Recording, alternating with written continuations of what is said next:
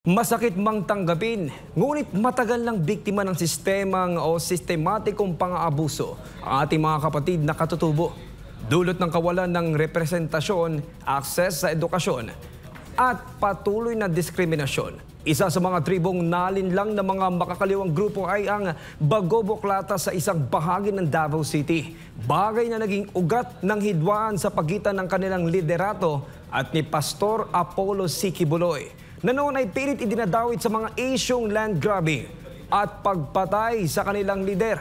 Ngunit makalipas ang ilang taon, dumating ang liwanag ng katotohanan. Nagsilbing daan ang makasaysayang healing, reconciliation, and peace pact ceremony para tuluyang wakasan ang alitan at maling pag-aakala ng mga magkabilang panig. Balikan natin ang di malilimutang sandaling ito ng pagkakaisa at paghilom sa balitang ihahatid ni Precious Alvarez. 3 taon na ang nakalipas mula nang isulat sa kasaysayan ang hindi makakalimutang tagpo ng pagpapatawad, pagkakasundo at kapayapaan sa Glory Mountain, Mount Apo, Tamayong, Davao City. Ang healing, reconciliation at peace pact ceremony sa pagitan ni Pastor Apollo C. Quiboloy at ng tribong Bagobo Klata sa pangunguna ni Dato Julito Jarog. Noong Hunyo 3, 2022, sa harap ng mga tribal leader, spiritual leader at mga kasapi ng komunidad, formal na humingi ng kapatawaran si Dato Jarog kay Pastor Quiboloy sa mga dating akusasyon na umano'y pang-aagaw ng lupaing ninuno. Niabot ang mga panahon, Pastor, nga naay mga grupo nga nagsulsul kanamo, gigamit ang among kahuyangan, nga walay laing tumong, kundi kadautan. Ginadawat nako personal kining akong sayop nga mga pulong kaniadto batok kanimo. Time heals all the wounds of the past. So our sincerity carried us through because the Father will not let evil dominate the good. So finally, the good will win.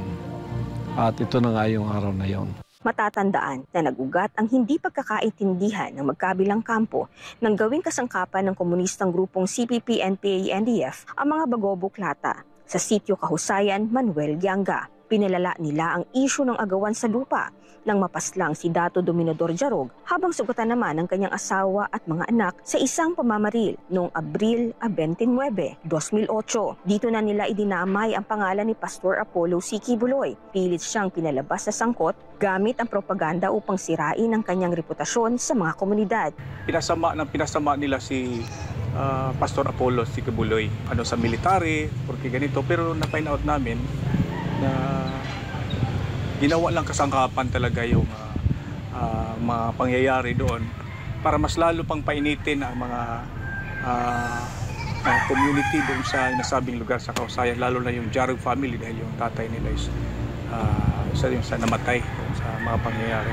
Sila din ang may kagagawan doon. Noong Setyembre 21, 2008, na-recruit ang CPP, NPA, NDF si Dato Julito Jarog ng tribong Bagobo Klata. Naging tagapagsalita siya ng Paskadoy sa Lugpungang Kalimudan o Pasaka at nagsimulang ilahad sa media ang mga hinanakit ng mga katutubo. Ngunit sa pagdaan ng panahon, nakita nila sa mga programa ni Pastor Quiboloy ang malasakit sa kapwa, lalo na sa mga katutubo.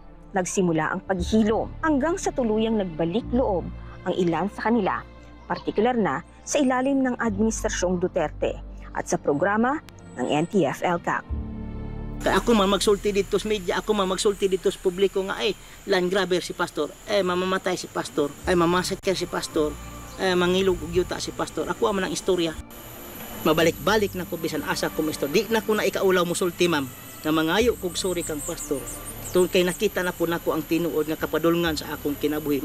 Kita na po nako ang tinuod nga kapaingnan sa tribo. Sa araw ng pagkakasundong iyon, sabay-sabay na bumuhos ang luha. Hindi nang hinanakit, kundi ng paghilom at pagkakaisa. Mangiyakat ka! Salamat kay Pastor! Salamat! Yun ang sabi ko, parang history ito sa buong, hindi lang sa Mindanao, sa buong Pilipinas na nangyari talaga kay Pastor between IP community. Kaya para sa akin, parang yung nangyaring healing and reconciliation ay may pagmalaki ko na napakataas na tao sa ating sosyedad ay nagpakumbaba at nirespeto niya ang customary ways. Ang customary conflict resolution is restorative. Talagang sa Diyos, kaya napakadali kay Pastor siguro na ma-appreciate kasi ang Diyos naman ay restorative, hindi punitive. Hindi siya naghanap ng sinong ipapanis. But it's a reconciliation. It is restoring relationship. 3 taon na ang lumipas. Ngayon, ang kapayapaang iyon ay hindi lamang nananatili, kundi lumalago. Sa tulong ng UNIFIL, higit pang tribo sa buong bansa ang naabot ng serbisyong panlipunan mula sa edukasyon, kalusugan, tubig, kuryente at kabuhayan. Sa tulong ng mga voluntaryo ng Kingdom of Jesus Christ at katuwang na LGUs, nabigyan ng bagong pag-asa ang maraming pamilyang katutubo. Hindi man katutubo sa dugo, ngunit sa puso. Kinilala si Pastor Kibuloy bilang kapatid ng mga tribo. Iginawad ng tribong Obu Manuvo sa kanya ang titulong Datu Pamulingan na nangangahulugang may taglay na mapanlikhang diwa at banal na kaloob mula sa Diyos. Ipinagkaloob naman sa kanya ang titulong Datu Tudlabon o tagapagbukas ng langit ng komunidad ng mga Blaan sa Kitbog, Malalagkogon, Malungon, Sarangani Province. Sa mundo ng mga katutubo, ang pagbibigay ng pangalang Datu ay tanda ng pinakamataas na respeto, pagtanggap at pagkilala sa isang tunay na lider na may puso, tapang at malasakit para sa kanila. Ayon naman kay Pastor Kibuloy, ang lahat ng ito ay hindi bunga ng kanyang sariling gawa, kundi biyaya ng Amang makapangyarihan sa lahat. At ang tunay na kapayapaan ay hindi makakamit sa sandata, kundi sa pag-ibig, pag-unawa at pagtanggap sa isa't isa. Para sa Diyos at sa Pilipinas kong mahal, ito si Precious Alvarez, SMNI News.